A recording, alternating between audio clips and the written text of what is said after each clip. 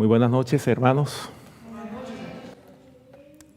Es un privilegio, ¿verdad?, congregarnos, especialmente en esta semana de oración, que ya como todos saben, la estamos haciendo basado en el mensaje del segundo y tercer ángel.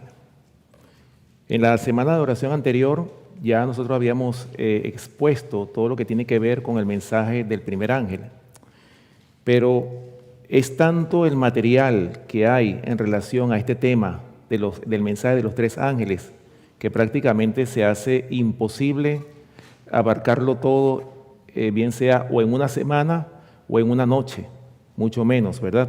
Pero tratamos en lo posible de presentar lo más importante, especialmente, hermanos, en esta noche quiero presentar exactamente el mismo mensaje que se presentó en la noche anterior, pero de una forma conceptual. ¿Por qué hablo esto? Porque hay personas que quizás nos están viendo en las redes sociales que no conocen realmente lo que es este mensaje de los tres ángeles, especialmente personas que son de otras congregaciones, de otras iglesias, de otras doctrinas, y son personas que necesitan entender este mensaje desde el punto de vista como nosotros o como nos ha sido presentado a cada uno de nosotros. Pero bien, para no perder más tiempo, vamos de una vez a lo que es el mensaje del segundo ángel, que fue el tema que en esta noche me fue encomendado pues presentarle a todos ustedes. Apocalipsis capítulo 14, ¿verdad? Apocalipsis capítulo 14, y vamos a leer el versículo 8.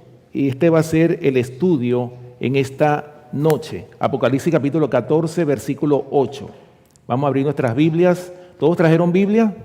Muy importante, ¿verdad? Que tengamos, acuérdense que esta es la Biblia, el otro es el teléfono, pero debemos acostumbrarnos a ser el pueblo del libro, ¿ok? Muy importante, ¿verdad?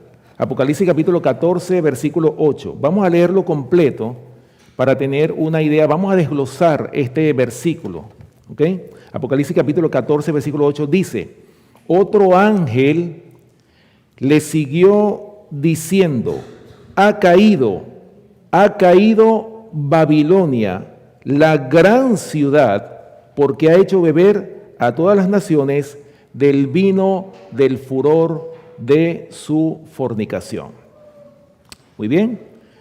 Cuando nosotros escudriñamos este mensaje, el mensaje del segundo ángel, vemos que habla de la palabra ángel y dice: otro ángel le siguió diciendo. Ya nosotros sabemos, pero para beneficio de aquellos que no conocen este mensaje, vuelvo y repito, ¿verdad? Vamos a hacerlo de forma didáctica, ¿ok? Hasta que un niño lo pueda entender. Y la palabra ángel representa ¿qué? Representa mensajero. Vamos a ver un versículo que nos ilustra de que ángel tiene que ver con la palabra mensajero. En Gálatas capítulo 4, aquí hay una ilustración que nosotros podemos mencionar, lo que significa esta palabra ángel. Por supuesto, cuando nosotros hablamos en el contexto del mensaje de los tres ángeles, no está hablando de ángel literal, un ángel del cielo, no. Vamos a ver qué representa aquí esta palabra ángel. Dice Gálatas capítulo 4, versículos 13 y 14, dice lo siguiente: pues vosotros sabéis, dice Pablo, que a causa de una enfermedad del cuerpo os anuncié el evangelio al principio, y no me despreciasteis ni desechasteis por la prueba que tenía en mi cuerpo. Antes bien, me recibisteis como a un ángel de Dios, como a Cristo Jesús. Entonces aquí Pablo, ¿cómo recibieron a Pablo? Lo recibieron como un mensajero, es decir, como un ángel. ¿Ok? Entonces, de acuerdo a este versículo, podemos nosotros saber que la palabra ángel representa a un mensajero, alguien que presenta las buenas nuevas del evangelio. Pero eso no se queda ahí nada más. En el libro o en la matutina Maranata, en la página 171 del 14 de junio, también la sierva del Señor expresa que ángel representa a un mensajero. Dice así la cita de la matutina Maranata: se representa a los ángeles como volando en medio del cielo, proclamando al mundo un mensaje de amonestación y estando en conexión directa con la gente que vive en los últimos días de la historia de esta tierra. Nadie oye la voz de estos ángeles, porque son un símbolo para representar al pueblo de Dios que trabaja en armonía con el universo del cielo. ¿Qué es la palabra ángel? Un símbolo que representa a ¿quiénes? Al pueblo de Dios que trabaja en armonía ¿con quién? Con el universo del cielo. ¿Ok? Entonces queda claro que la palabra ángel representa un mensajero. Ahora, la palabra dice, y otro ángel le siguió. ¿Qué significa la palabra le siguió? Quiere decir que viene después, o sea, hay una secuencia en estos tres mensajes. O sea, después del mensaje del primer ángel le sigue el segundo ángel. Por eso dice, le siguió diciendo, ¿verdad? O sea, sigue, por supuesto, al mensaje del primer ángel. Ahora, continuando con la lectura de este versículo, dice, ha caído Babilonia. Ahora, cuando nosotros vemos otro símbolo más aquí, otra palabra, la palabra Babilonia, ya nosotros sabemos de dónde viene esta palabra, ¿verdad? Babilonia viene ¿de dónde? De Babel. ¿Dónde encontramos eso? En Génesis capítulo 11, ¿verdad? Allá donde los postdiluvianos se alzaron contra Dios y decidieron hacer una ciudad y una torre cuya cúspide tocara el cielo, de manera que si viniese, pensaban ellos, otro diluvio, no les iba a pasar nada, según ellos, ¿verdad? Génesis capítulo 11, y vamos a leer los versículos del 1 al 9 para tener un contexto de lo que es la palabra Babilonia o Babel, ¿verdad? Dice, Génesis capítulo 11, versículos del 1 al 9. Tenía entonces toda la tierra una sola lengua y unas mismas palabras. Y aconteció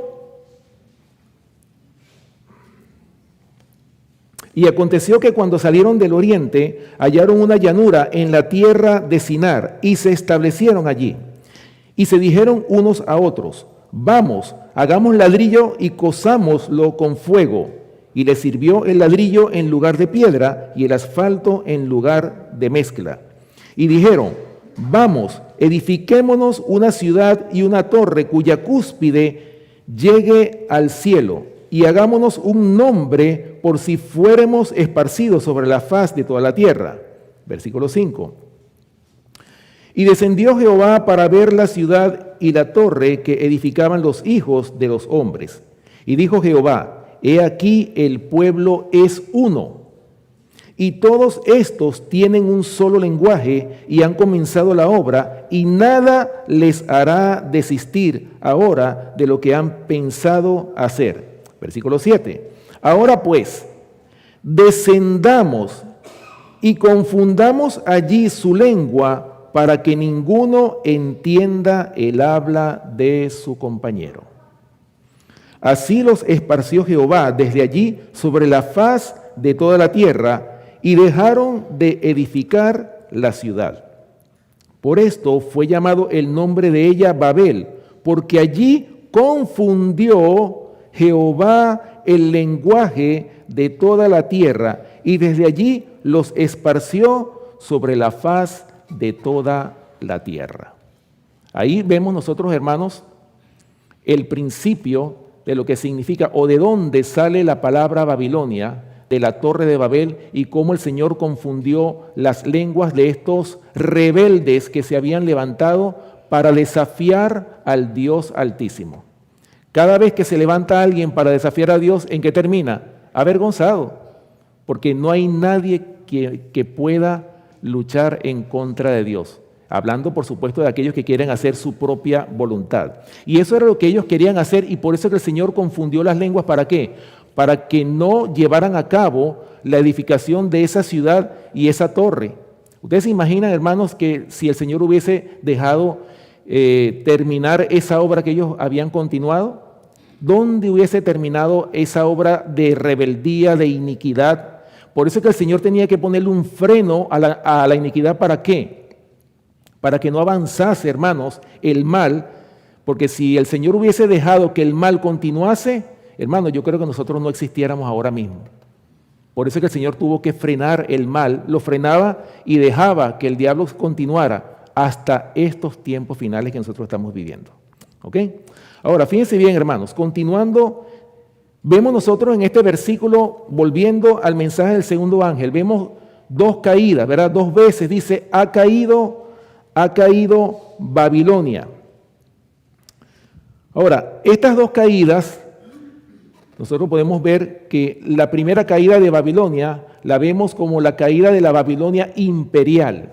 Ustedes saben muy bien de los imperios que fueron, que comenzaron desde Babilonia, ¿verdad? En los tiempos del profeta Daniel, cuando fueron llevados cautivos a Babilonia, cuando el pueblo judío, en vista de que fue un pueblo rebelde que se levantó en contra de las leyes y los mandamientos de Dios, un pueblo que no quería obedecer a Dios, ¿qué hizo el Señor finalmente? Después de haberlos amonestado una y otra vez, el Señor al final usa al profeta Jeremías, ya en una última amonestación, y con nombre y apellido en Jeremías capítulo 25 les dijo que iban a ser llevados cautivos 70 años a Babilonia. Con nombre y apellido les dijo quién los iba a llevar cautivos a Babilonia y aún así ellos no entendieron. Por eso es que en el año tercero del reinado del rey Joacim vino Nabucodonosor, rey de Babilonia, a Jerusalén y la sitió. Ahora, ese imperio de Babilonia, así como surgió y fue, como dice, un imperio que tuvo su hermosura, tuvo su prosperidad, así como subió, así mismo cayó. Acuérdense que en Babilonia, ¿por qué Babilonia está representada por la cabeza de oro? Porque fue el imperio donde brilló la verdadera religión. Acuérdense que en ese imperio fue donde Daniel y los 3 jóvenes hebreos dieron el testimonio de que había un Dios en los cielos que era más poderoso que todos los gobernantes y emperadores de este planeta Tierra. Y ahí hasta el rey Nabucodonosor aceptó por decreto la religión del profeta Daniel, en este caso la verdadera religión. Por eso fue o se representa por la cabeza de oro. Pero así como Babilonia fue próspera, así también cayó y así mismo lo profetizó primeramente el profeta Isaías. Vamos al libro del profeta Isaías, capítulo 13, versículo 19. Isaías, capítulo 13, versículo 19. El profeta Isaías profetiza la caída de Babilonia. Escuchen lo que dice aquí el profeta Isaías. Isaías capítulo 13, versículo 19. Dice, y Babilonia, hermosura de reinos y ornamento de la grandeza de los caldeos, será como Sodoma y Gomorra a las que trastornó Dios. ¿Lo ven? Aquí el profeta Jeremías estaba diciendo que en qué iba a terminar Babilonia. Iba a terminar como qué, como Sodoma y Gomorra. Así como fue destruida Sodoma y Gomorra, así mismo iba a ser destruido el imperio de Babilonia. Otro profeta que también profetizó la caída de Babilonia fue el profeta Jeremías. Jeremías capítulo 51. También todo este capítulo 51 habla de la caída o profetizando la caída del imperio de Babilonia. Vamos a comenzar Jeremías capítulo 51. Para no leerlo todo este capítulo, vamos a leer algunos versículos. Versículo 29.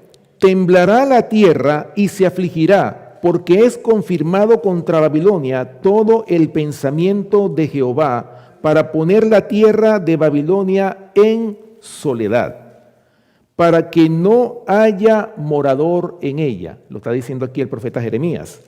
Versículo 34. Me devoró, me desmenuzó Nabucodonosor, rey de Babilonia, y me dejó como vaso vacío. Me tragó como dragón, llenó su vientre de mis delicadezas y me echó fuera. Versículo 37. Y será Babilonia montones de ruinas, moradas de chacales, espanto y burla sin morador. Versículo 42. Subió el mar sobre Babilonia, de la multitud de sus olas fue cubierta. Sus ciudades fueron asoladas, la tierra seca y desierta, tierra en que no morará nadie, ni pasará por ella hijo de hombre. Y más tarde vemos nosotros el cumplimiento, Daniel capítulo 5, ahí vemos nosotros claramente cómo esa noche, cuando el rey Belsasar estaba haciendo banquete con sus mujeres, con sus concubinas, con los gobernantes que tenía en su palacio, esa orgía que él hizo, esa fiesta, esa misma noche cayó Babilonia. Vamos a leer algunos versículos. Daniel capítulo 5, versículos del 1 al 7, dice: el rey Belsasar hizo un gran banquete a 1000 de sus príncipes y en presencia de los 1000 bebía vino. Belsasar, con el gusto del vino, mandó que trajesen los vasos de oro y de plata que Nabucodonosor, su padre, había traído del templo de Jerusalén para que bebiesen en ellos el rey y sus grandes, sus mujeres y sus concubinas. Versículo 3. Entonces fueron traídos los vasos de oro que habían traído del templo de la casa de Dios que estaba en Jerusalén. Y bebieron en ellos el rey y sus príncipes, sus mujeres y sus concubinas. Bebieron vino y alabaron a los dioses de oro y de plata, de bronce, de hierro, de madera y de piedra. En aquella misma hora aparecieron los dedos de una mano de hombre que escribía delante del candelero sobre lo encalado de la pared del palacio real. Y el rey veía la mano que escribía. Versículo 6. Entonces el rey palideció y sus pensamientos lo turbaron y se debilitaron sus lomos y sus rodillas daban la una con la otra.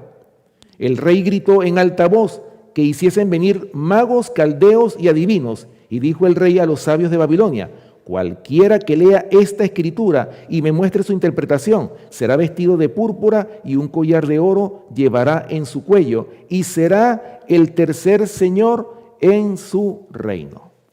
Bueno, ya nosotros sabemos la historia, qué fue lo que pasó. Fue llevado, ¿verdad? De todos esos magos, ninguno pudo interpretar lo que esa mano misteriosa había escrito en la pared. Ahora, ¿ustedes se imaginan, hermanos, una mano que aparezca de repente así y empieza a escribir?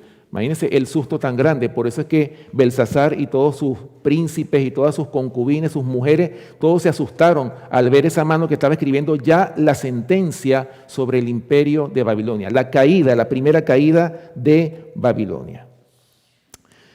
Así que esa misma noche fue muerto Belsasar, como lo dice este mismo capítulo, y Darío de Media toma el reino, siendo el rey de los medos y los persas. Es decir, los medos y los persas fueron los que tomaron el poder, una vez que cae el imperio de Babilonia. Bien, ahora, la segunda caída de Babilonia tiene que ver con la Babilonia espiritual.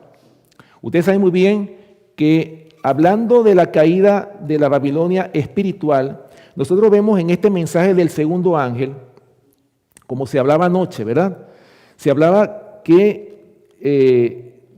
hay una primera caída, que fue las iglesias desde 1844. ¿Qué fue lo que pasó en 1844? Hubo un movimiento, ¿verdad? Guillermo Miller se levantó a predicar que Cristo venía en el 1844 y solamente, hermanos, de 50,000 personas, nosotros sabemos que apenas 50 personas fueron las que aceptaron el mensaje. A pesar de ese chasco que pasó en ese momento, solamente 50 personas quedaron creyendo en que Cristo iba a venir. No sabían en qué fecha, en qué momento, pero ellos sabían que el Señor iba a venir. Sin embargo, hermanos, el Señor probó. ¿Qué pasó con ese pueblo? El resto de los que no creyeron fueron hundidos cada vez más en temeraria incredulidad. Y, por supuesto, ellos cayeron en el estado de Babilonia. Esa fue la primera caída de la Babilonia espiritual. Ahora, ¿cuándo sucede la segunda caída de Babilonia? Lo dice el mensaje del cuarto ángel. Pero fíjense, hermanos, para la primera caída de Babilonia había remedio, ¿sí o no? Había remedio, pero ya para la segunda caída de Babilonia ya no hay remedio. ¿Saben por qué? Lo dice el mensaje del cuarto ángel, vamos a leerlo. Apocalipsis capítulo 18. Apocalipsis capítulo 18, vamos a leer los versículos del 2 al 4. El mensaje, en el contexto del mensaje del cuarto ángel. Apocalipsis capítulo 18, versículos del 2 al 4. Bueno, vamos a leerlo desde el versículo 1 para tener un contexto completo. Dice: después de esto vi a otro ángel descender del cielo con gran poder, y la tierra fue alumbrada con su gloria. Y clamó con voz potente diciendo: ha caído la gran Babilonia, y se ha hecho habitación de demonios y guarida de todo espíritu inmundo y albergue de toda ave inmunda y aborrecible. Porque todas las naciones han bebido del vino del furor de su fornicación, y los reyes de la tierra han fornicado con ella, y los mercaderes de la tierra se han enriquecido de la potencia de sus deleites. Versículo 4. Y aquí viene la sentencia. Y oí otra voz del cielo que decía: salid de ella, pueblo mío, para que no seáis partícipes de sus pecados, ni recibáis parte de sus plagas. ¿Lo ven? O sea, en esta segunda caída, ¿qué es lo que vemos nosotros? Ya vemos una sentencia. El Señor manda a su pueblo a que salga de todas las iglesias que componen este monstruo religioso llamado Babilonia. Recuerden, hermanos, que toda organización, toda iglesia, por más alto que haya sido su llamado, si rechaza la verdad que ha sido enviada del cielo, ¿qué va a pasar con esa organización religiosa o esa iglesia? ¿Qué va a suceder? Va a caer finalmente en el estado predicho de Babilonia. Aquí en el conflicto de los siglos le voy a leer una cita que está en la página 431. Dice la sierva del Señor lo siguiente, hablando del rechazo de la luz. Dice, en la página 431 del conflicto de los siglos: al rechazar la amonestación del primer ángel, porque recuerden que esto es una secuencia, ninguno de estos mensajes son aislados, uno viene detrás del otro. O sea, ella dice que esto es un bloque que no se puede separar, el mensaje del primero, segundo y tercer ángel. Dice aquí: al rechazar la amonestación del primer ángel, rechazaron los medios que Dios había provisto para su redención. ¿Qué fue lo que rechazaron ellos? Los medios que Dios había provisto, ¿para qué? Para su redención, o sea, su rescate del pecado, de la iniquidad. Despreciaron al mensajero misericordioso que habría enmendado los males que los separaban de Dios. Y con mayor ardor volvieron a buscar la amistad del mundo. ¿Qué pasa cuando alguien, cuando ya ha tenido la luz y la rechaza, en qué termina? Buscando la amistad del mundo. Tal era la causa del terrible estado de mundanalidad, apostasía y muerte espiritual que imperaba en las iglesias en 1844. ¿Lo ven? O sea, las iglesias de esa época, después que Guillermo Miller hizo ese llamado, esa amonestación tan grande que se dio en ese momento. Hermano, ¿y cómo es posible que todas esas iglesias hayan rechazado el mensaje que Guillermo Miller había presentado? Y todavía siguen, claro que sí, así es. Sigue diciendo, en el capítulo 14 de Apocalipsis, el primer ángel es seguido de otro que dice: caída es la gran Babilonia, la cual ha hecho que todas las naciones beban del vino de la ira de su fornicación. La palabra Babilonia deriva de Babel y significa confusión. Se emplea en las Santas Escrituras para designar las varias formas de religiones falsas y apóstatas. En el capítulo 17 del Apocalipsis, Babilonia está simbolizada por una mujer, figura que se emplea en la Biblia para representar una iglesia, siendo una mujer virtuosa, símbolo de una iglesia pura, y una mujer vil de una iglesia apóstata? Bueno, nosotros en Apocalipsis, nosotros vemos dos mujeres, ¿verdad? En Apocalipsis capítulo 12 vemos una mujer vestida del sol, con la luna debajo de sus pies y sobre su cabeza una corona de 12 estrellas. Por supuesto, esa mujer representa a la iglesia de Dios, la iglesia que tiene la verdad, la iglesia que ama a Dios y guarda sus mandamientos. Ahora, vemos también otra mujer que la encontramos en Apocalipsis capítulo 17, que es todo lo contrario. Está vestida de púrpura, escarlata, adornada de oro, de piedras preciosas y de perlas, y tenía en sus manos, ¿qué? Un cáliz de oro lleno de las abominaciones y de la inmundicia de su fornicación. Vemos una gran diferencia en cuanto al carácter de estas dos mujeres. Una es pura, ¿verdad? Vestida del sol, está vestida con la justicia de Cristo, pero la otra está vestida de púrpura, escarlata, que son los colores simbólicos del poder político religioso conocido como el papado. ¿Ok? Ahora, hermanos, la pregunta, ¿qué pasa cuando una iglesia o congregación rechaza el mensaje de la verdad que el Señor envía a través de sus siervos? Bueno, como lo dijimos, el rechazo de la verdad trae confusión y confusión es Babilonia. No importa el llamado que esa iglesia tenga o si esa iglesia ha tenido o no la verdad, porque nosotros hemos visto cómo a través de la historia, por ejemplo, cuando nosotros leemos en Apocalipsis capítulo 2 y en Apocalipsis capítulo 3, vemos nosotros la historia de las 7 iglesias, los 7 periodos de la historia de la iglesia cristiana. Vemos, hermanos, en esos 7 periodos un sube y baja en cuanto a la espiritualidad, en cuanto a la verdad. Vemos iglesias puras, pero después se corrompen. Hay apostasía, pero de cada apostasía el Señor siempre ha sacado un remanente. O sea, siempre se ha mantenido ese remanente escogido por gracia para que la verdad no se apague. Nunca la verdad se ha apagado y el Señor ha mantenido siempre a su iglesia pasando por estos 7 períodos. Por eso es que vemos al Señor representado en Apocalipsis capítulo 1 como paseándose en medio de esos 7 candeleros de oro que representan a las 7 iglesias. O sea, en otras palabras, el Señor siempre vigilando constantemente a su iglesia para que no se corrompa. Siempre el Señor ha levantado un remanente y nosotros, los que estamos aquí, tenemos que luchar para no caer en la corrupción que han caído la mayoría de las iglesias, tristemente, hermanos. Por eso la sierva del Señor lo dice, y no me voy a referir a la organización, no voy a hablar de la iglesia establecida sobre la iglesia organizada. Vamos a hablar de los ministerios de sostén propio, ¿ok?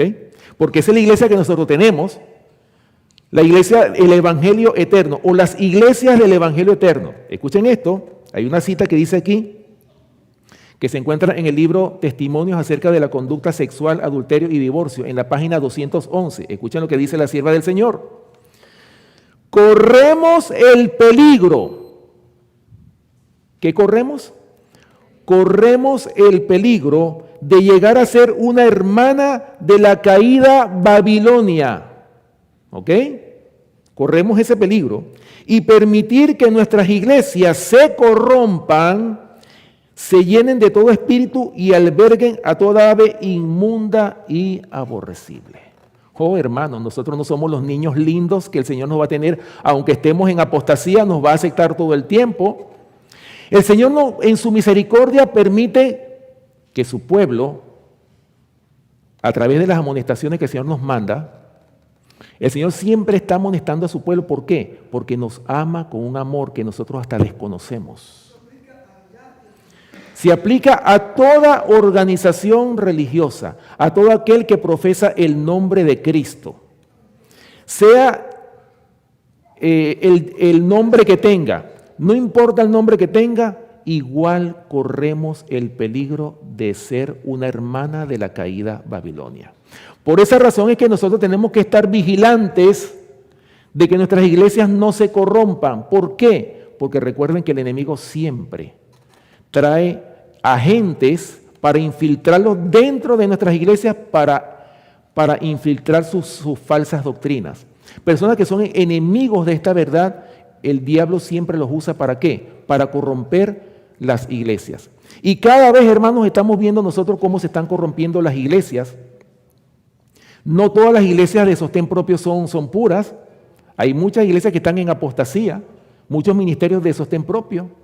Por eso, hermanos, que nosotros tenemos que guiarnos por un así dice Jehová. Toda enseñanza, o sea, toda escritura tiene que ser probada, toda doctrina tiene que ser examinada por este libro, por la Biblia y por el espíritu de la profecía. Si no hablan conforme a esto es porque no les ha amanecido. ¿Ok? Ahora, hermanos, por esa razón es que nosotros vemos aquí, vamos a buscarlo en Apocalipsis capítulo 2 y Apocalipsis capítulo 3, hablando por supuesto del mensaje a las 7 iglesias del Asia, ¿verdad? Apocalipsis capítulo 2, versículo 9, en el contexto del mensaje de la iglesia de Esmirna. Recuerden, como les dije, la iglesia de Éfeso fue una iglesia pura, la iglesia apostólica, la iglesia que recibió el Espíritu Santo en el Pentecostés, y gloriosos fueron los resultados que se vieron cuando fue derramado el Espíritu Santo, ¿verdad?, sobre los apóstoles, esa gran obra que ellos hicieron, que por eso el Señor dijo, no os preocupéis por saber los tiempos y las sazones que el Padre puso en su sola potestad, le dijo el Señor Jesucristo antes de irse al cielo. Pero recibiréis poder cuando haya venido sobre vosotros el Espíritu Santo y me seréis testigos en Jerusalén, en toda Judea, en Samaria y hasta lo último de la tierra. Vemos nosotros que esos fueron los resultados y vemos que Éfeso es una iglesia pura, una iglesia que está representada por el caballo blanco, ¿verdad? Una iglesia que fue depositaria del Espíritu Santo y, como se los decía, gloriosos fueron los resultados de esta etapa, de esta primera etapa de la iglesia cristiana. Pero vemos en la iglesia de Esmirna que empieza la corrupción, empieza la apostasía, empieza la decadencia de la iglesia cristiana. Y fíjense bien lo que dice el apóstol Juan cuando le fue presentado en visión el mensaje a las 7 iglesias del Asia, aquí en el mensaje de la iglesia de Esmirna. Apocalipsis capítulo 2, versículo 9. Escuchen lo que dice, hermanos. Yo conozco tus obras y tu tribulación y tu pobreza, pero tú eres rico, y la blasfemia de los que se dicen ser judíos y no lo son, sino sinagoga de Satanás. Oh, hermanos, estas palabras son fuertes, ¿saben? Y así como esta iglesia de Esmirna o este periodo de Esmirna había caído en esa corrupción, de la misma manera nosotros también corremos el mismo peligro, de también convertirnos en una sinagoga de Satanás. Por eso, mis hermanos, tenemos que ser muy vigilantes. Si nosotros como iglesia rechazamos las verdades que están escritas tanto en la palabra de Dios como en el espíritu de profecía, vamos a caer en el estado de Babilonia también. Porque todo aquel que rechaza la verdad cae en el estado de Babilonia. Su mente es confundida. Como lo vemos en toda la Biblia, vemos esa historia. Todos aquellos que han rechazado la verdad han caído en confusión. Y confusión, por supuesto, es Babilonia. ¿Ok? Bien. Versículo 13 también, en el periodo de Pérgamo, versículo 13 también dice lo mismo. Yo conozco tus obras y dónde moras, donde está el trono de Satanás, pero retienes mi nombre y no has negado mi fe. Ni aun en los días en que Antipas, mi testigo fiel, fue muerto entre vosotros donde mora Satanás. Imaginen ustedes que Antipas era uno de los hombres fieles de la época de Pérgamo, ¿verdad? ¿Y qué pasó con Antipas? Antipas fue muerto por causa de la palabra de Dios, por causa de la verdad, por levantar en alto ¿qué? Los principios y las verdades de la palabra de Dios. Todo aquel, hermano, que quiera levantar en alto la norma, en alto la verdad, va a terminar en persecución. Y hasta los mismos hermanos de su propia iglesia le dieron muerte a este fiel testigo Antipas. La historia, hermanos, se repite. Voy a leer El conflicto de los siglos en la página 440 y 441. Bueno, este es el libro que por excelencia habla mucho sobre lo que es el contexto de los mensajes primero, segundo y tercer ángel. Escuchen lo que dice aquí el conflicto de los siglos. El mensaje del segundo ángel de Apocalipsis 14 fue proclamado por primera vez en el verano de 1844. ¿Cuándo fue proclamado por primera vez el mensaje del segundo ángel? Dice aquí claramente, en el verano de 1844. Y se aplicaba entonces más particularmente a las iglesias de los Estados Unidos de Norteamérica, donde la amonestación del juicio había sido también más ampliamente proclamada y más generalmente rechazada, y donde el decaimiento de las iglesias había sido más rápido. Pero el mensaje del segundo ángel no alcanzó su cumplimiento total en 1844. Es decir, en ese momento no se terminó, o sea, no se proclamó completamente este mensaje. O sea, no fue su cumplimiento total. Dice aquí, las iglesias decayeron entonces moralmente por haber rechazado la luz del mensaje del advenimiento, pero este decaimiento no fue completo. A medida que continuaron rechazando las verdades especiales para nuestro tiempo, fueron decayendo más y más. Sin embargo, aún no se puede decir, caída es la gran Babilonia, la cual ha hecho que todas las naciones beban del vino de la ira de su fornicación. Aún no ha dado a beber a todas las naciones. El espíritu de conformidad, oigan esto, con el mundo y de indiferencia hacia las verdades que deben servir de prueba en nuestro tiempo, existe y ha estado ganando terreno en las iglesias protestantes de todos los países de la cristiandad. Y estas iglesias están incluidas en la solemne y terrible amonestación del segundo ángel, pero la apostasía aún no ha culminado. Bueno, nosotros somos testigos de eso, ¿verdad? Cómo poco a poco, hermanos, ha ido decayendo cada vez más y más la cristiandad. La verdad ha sido echada por tierra en estos tiempos, ¿verdad? Y cómo, hermanos, poco a poco ha ido decayendo al extremo de que va a llegar el momento, hermanos, que se va a aplicar lo que dice el mensaje del cuarto ángel. O sea, ya cuando el Señor diga, ya, cerrada la gracia, ya salid de ella, pueblo mío, para que no seáis partícipe de sus pecados, ni recibáis parte de sus plagas. O sea, el Señor le da un tiempo a su pueblo, un tiempo para que se arrepienta. ¿Qué pasó con sus siervos los profetas? Porque dice Amós 3:7, porque no hará nada Jehová el Señor sin que revele su secreto a sus siervos los profetas. El Señor, antes de aplicar sus juicios, primero el Señor, por amor a su pueblo, primero, ¿qué hace el Señor? Lo amonesta. A veces hasta lo castiga, como el padre que ama a su hijo. Todo padre que ama a su hijo, ¿qué es lo que hace? Lo castiga, ¿sí o no?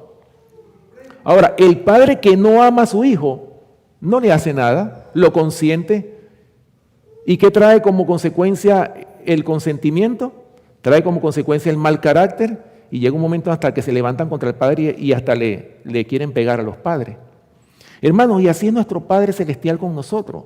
El Señor quiere y se ha demorado. ¿Por qué? Porque Él es paciente con nosotros, porque no quiere que ninguno perezca, sino que todos procedan al arrepentimiento. Y hoy por hoy ese es el tiempo que nosotros tenemos. Este corto tiempo que tenemos nosotros es ¿para qué? Para que procedamos al arrepentimiento, para que nos preparemos, hermanos, porque el tiempo está cerca. El Señor está haciendo un llamado a todas las iglesias de este mundo. Está levantando este mensaje con poder para que el mundo conozca cuál es la verdad, para que haya un contraste entre la verdad y el error, para que el mundo pueda decidir a quién va a servir, antes de que la gracia general se cierre sobre este planeta Tierra. He ahí la misericordia del Señor. Sigue diciendo esta cita.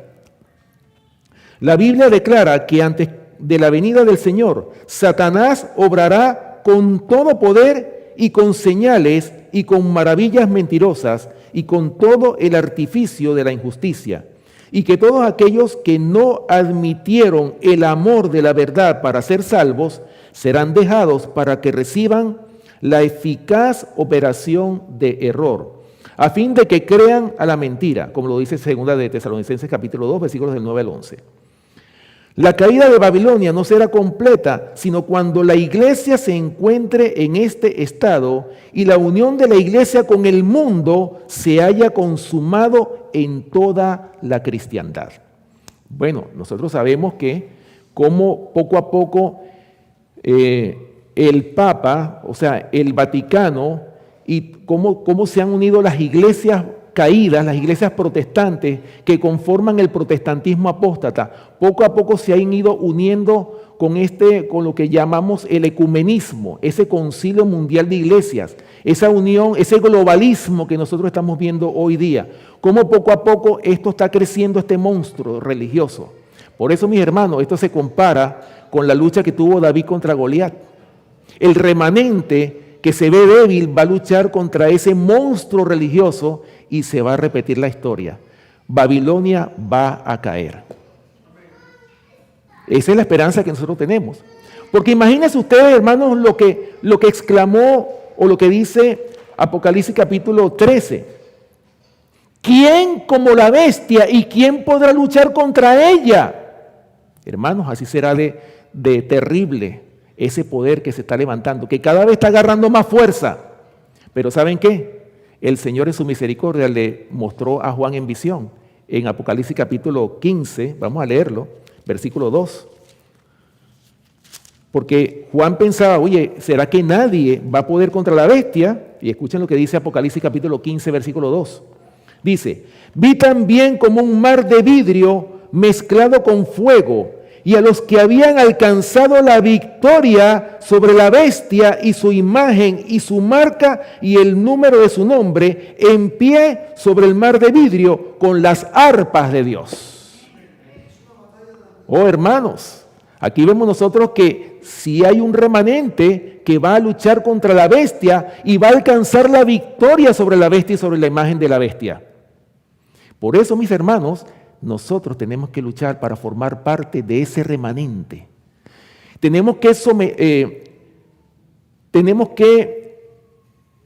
reflejar el carácter de Cristo para poder formar parte de ese remanente que Cristo viene a buscar. Ese remanente que no va a doblar sus rodillas ante Baal. Ese remanente que nunca va a ser Babilonia. Pero ese remanente, hermanos, va a ser perseguido, como lo hemos dicho. Va a ser como un ejército. Un ejército, pero que no va a tener pastor terrenal que lo dirija, sino que Jehová es mi pastor, nada me faltará, porque ellos han aprendido a oír la voz del buen pastor y nadie los va a poder engañar. El mundo va a ser engañado con todos las sofismas y los engaños del diablo, a través de este ecumenismo, a través de este globalismo. Pero ese remanente no va a doblar sus rodillas ante Baal. Ese remanente, hermanos, ha sido sellado, ha sido afianzado en la verdad y por lo tanto nada ni nadie lo va a poder corromper.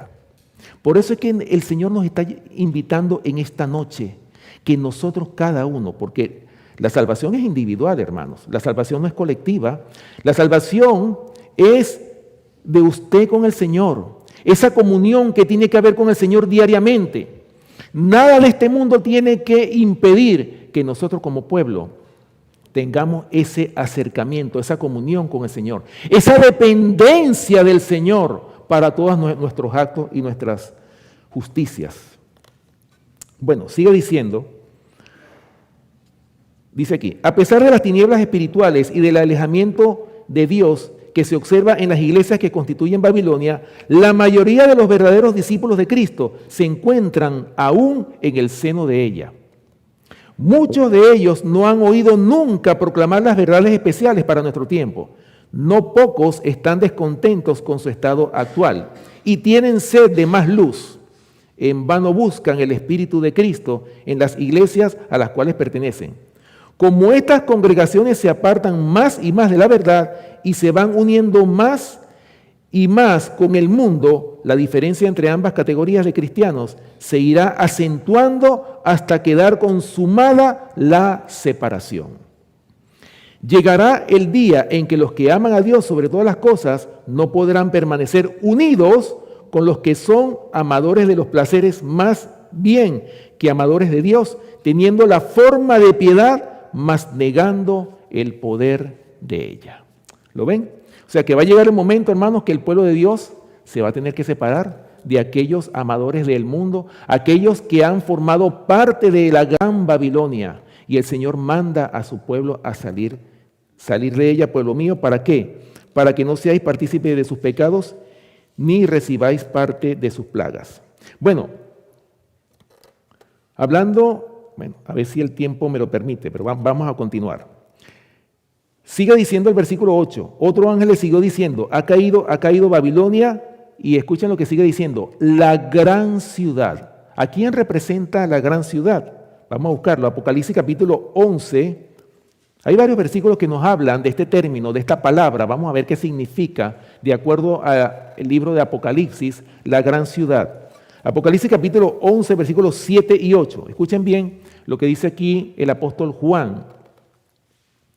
Apocalipsis capítulo 11, versículos 7 y 8. Dice, cuando hayan acabado su testimonio, la bestia que sube del abismo hará guerra contra ellos y los vencerá y los matará. Versículo 8.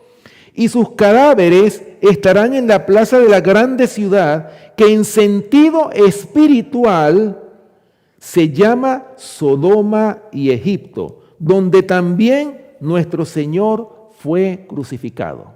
O sea, ¿qué representa en este caso la gran ciudad? Es un término espiritual. Aquí está hablando, ¿verdad?, de que en sentido espiritual se llama Sodoma y Egipto. Es decir, en esa gran ciudad, el pueblo de Dios, muchos van a ser mártires, hermanos. Y dice que sus cadáveres van a ser puestos en esa grande ciudad donde se llama Sodoma y Egipto. Está hablando en términos espirituales, ¿verdad? Pero fíjense lo que sigue diciendo los versículos, capítulo 16, versículo 19, de Apocalipsis capítulo 16, versículo 19. Escuchen lo que dice. Apocalipsis capítulo 16, versículo 19. Dice, y la gran ciudad fue dividida en tres partes, y las ciudades de las naciones cayeron, y la gran Babilonia vino en memoria delante de Dios para darle el cáliz del vino del ardor de su ira. ¿Lo ven? O sea, aquí habla, ¿verdad? Babilonia, la gran ciudad. Apocalipsis capítulo 17, versículo 18. Hablando de la gran ramera, dice el versículo 18, para que sepamos quién es esa ramera de Apocalipsis de capítulo 17. El versículo 18 dice quién es. Y la mujer que has visto es ¿quién? La gran ciudad que reina sobre los reyes de la tierra. O sea, aquí no cabe la menor duda, hermanos, y gracias a Dios que aquí no tenemos censura, ¿no? Eso es lo bueno de esta iglesia del Evangelio Eterno. Aquí podemos hablar con toda libertad. Pero esa gran ciudad que reina sobre los reyes de la tierra, ¿cuál es? El Vaticano, el papado, que es cabeza de la Iglesia Católica Romana y a la vez es el que va a gobernar todo este movimiento global de todas las iglesias unidas en puntos comunes de doctrina que forman la gran Babilonia. También capítulo 17, versículo 9 dice, esto para la mente que tenga sabiduría. Las 7 cabezas son 7 montes sobre los cuales se sienta la mujer.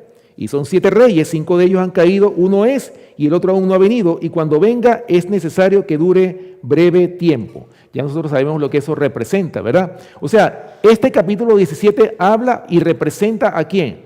Al poder político religioso conocido como el papado. Y fíjense bien que al principio habla de una mujer sentada sobre una bestia. ¿Qué representa eso? O sea, la iglesia dominando ¿a quién? Al Estado. Está sentada sobre una bestia, la domina. Y eso, cuando se complete la unión de la iglesia con el Estado, ¿en qué va a terminar todo esto, hermanos? En persecución. ¿Sobre quiénes? Sobre aquellos que no van a doblar sus rodillas delante de Baal. ¿Ok? Bueno, y Apocalipsis capítulo 18 habla de la caída de Babilonia, pero vamos a leer algunos versículos, como por ejemplo... Apocalipsis capítulo 18, versículo 15, dice, hablando de la gran ciudad, dice, los mercaderes de estas cosas que se han enriquecido a costa de ella, se pararán lejos por el temor de su tormento, llorando y lamentando, y diciendo, ¡ay, ay de la gran ciudad que estaba vestida de lino fino, de púrpura y de escarlata, y estaba adornada de oro, de piedras preciosas y de perlas! Porque en una hora han sido consumidas tantas riquezas, y todo piloto, y todos los que viajan en naves, y marineros, y todos los que trabajan en el mar, se pararon lejos. Y viendo el humo de su incendio, dieron voces diciendo: ¿qué ciudad era semejante a esta gran ciudad? Y echaron polvo sobre sus cabezas, y dieron voces llorando y lamentando, diciendo: ¡ay, ay de la gran ciudad, en la cual todos los que tenían naves en el mar se habían enriquecido de sus riquezas, pues en una hora ha sido desolada! ¿Lo ven, hermanos? Aquí vemos la caída de esa gran Babilonia. No siempre Babilonia va a estar parada como un poder que amenaza con aniquilar a todo aquel que se le oponga. Recuerden, hermanos, cuando sea establecida la ley dominical, la marca de la bestia, ¿qué va a pasar, hermanos?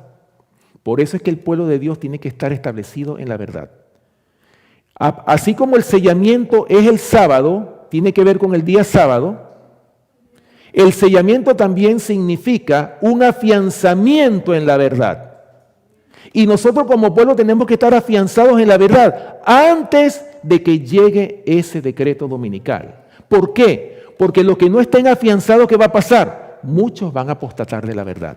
Sabiendo todo esto que sabemos nosotros, finalmente pudiéramos apostatar de la verdad. Dios nos libre de eso, mis queridos hermanos.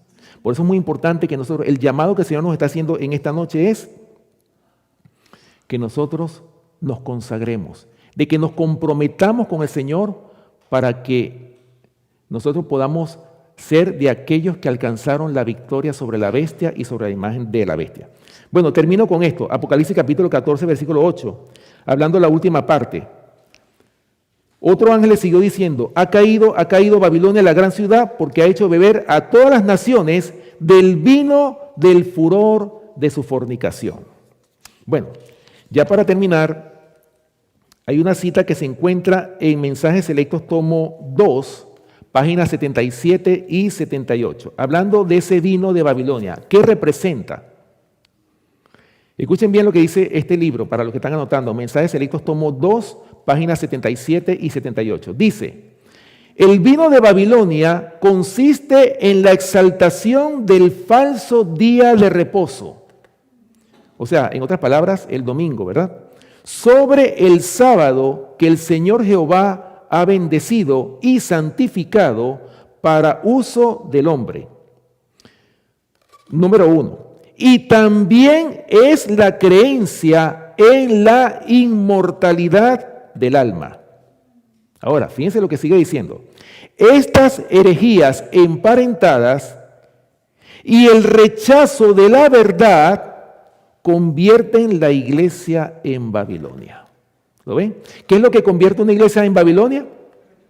Primeramente, la aceptación de un falso día de reposo, la adoración del día domingo. Y número 2, la creencia o la aceptación de la inmortalidad del alma. En otras palabras, estamos hablando del espiritismo. Estas dos cosas. Y unido al rechazo de la verdad, ¿qué es lo que hace esto? Convierten la iglesia en Babilonia. Y termina diciendo la cita: reyes, comerciantes, dirigentes y maestros religiosos están todos en corrompida armonía. Oh, mis hermanos, lo que le espera al pueblo de Dios. Por eso, hermanos, que nosotros tenemos que prepararnos. Yo creo que el Señor, en su gran misericordia y en su gran amor, está amonestándonos, está llamando, está haciendo un llamado a cada uno de nosotros como pueblo. Nosotros que conocemos esta verdad presente, nosotros tenemos que consagrarnos. Dios nos va a pedir cuenta a cada uno de nosotros por la luz que nosotros tenemos. Por eso es necesario, hermanos, que cada día los afanes que podamos nosotros tener, hermanos, echarlos a un lado. Establecer prioridades. Y nuestra principal prioridad tiene que ser el estudio de la palabra de Dios y la oración ferviente. Esas dos cosas tienen que ser las dos prioridades que debemos tener, primeramente en primer lugar. Tener al Señor en primer lugar. Primero antes que todas nuestras afanes y nuestros quehaceres y todas las cosas que tengamos que hacer. Primero tiene que ser el Señor.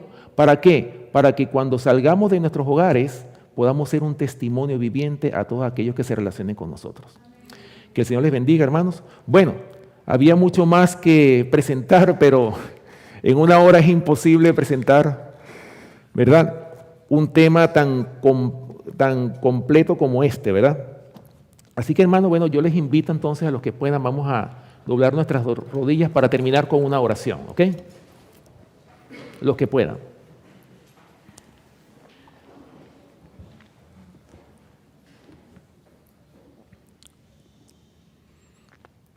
Amante Padre que mora en los cielos, una vez más, Señor, nos postramos ante ti para darte gracias por las amonestaciones, Señor, que tú nos das en tu palabra. Ayúdanos, Señor, a que nosotros no nos rebelemos en contra de los mensajes que tú nos das, que no nos rebelemos en contra de los consejos, Señor, que están en tu palabra, sino más bien que nosotros procedamos al arrepentimiento, que si queremos ir al cielo, tenemos que someternos a tu voluntad, porque así lo dice tu palabra.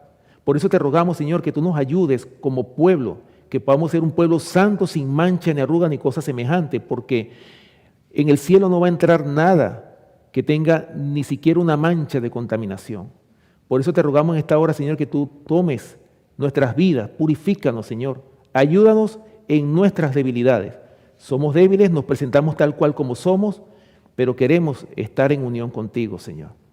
Por eso te rogamos, Señor, que tú nos ayudes, que tú nos guardes, que tú nos bendigas como hasta ahora tú nos has bendecido y que tú continúes en este caminar con nosotros, Señor, para que podamos llegar a puerto seguro, a la patria celestial. En esta hora te pedimos, Señor, que tú contestes todas las peticiones que se han elevado en esta semana de oración, que todas las peticiones puedan ser contestadas conforme a tu voluntad, tanto las colectivas como las personales. Tú conoces nuestras necesidades, Señor, y las ponemos en tus manos. Y ayúdanos, Señor, especialmente en estos tiempos tan difíciles que nos toca vivir. Permite, Señor, que nosotros podamos ser un pueblo que podamos darte honra y gloria sometiéndonos a tu voluntad y que le digamos no a la apostasía, no recibir la marca de la bestia, Señor. Líbranos de caer en tentaciones, líbranos de caer en apostasía, Padre Celestial. Ayúdanos a ser un pueblo santo, un pueblo que dé al mundo el último mensaje de misericordia. Permite que nosotros podamos ser en tus manos instrumentos que tú puedas utilizar para que esta hora la podamos terminar, para que tú puedas venir pronto a buscar a tu pueblo. Gracias, Señor, por tus bendiciones. Bendice a cada uno de nuestros familiares aquí representados y también ahora que vamos a nuestros hogares, llévanos con bien, cuídanos y líbranos de todo peligro en la vía y que lleguemos con bien a nuestros hogares. Gracias, Señor, y permite que podamos descansar y tener las energías suficientes para el día de mañana volver a estar aquí contigo, Señor, en esta semana de oración. Gracias por escucharnos, Señor, porque te lo pedimos todo en el nombre y por los méritos de nuestro amante Salvador, Cristo Jesús. Amén. Amén. Que el Señor les bendiga, hermanos.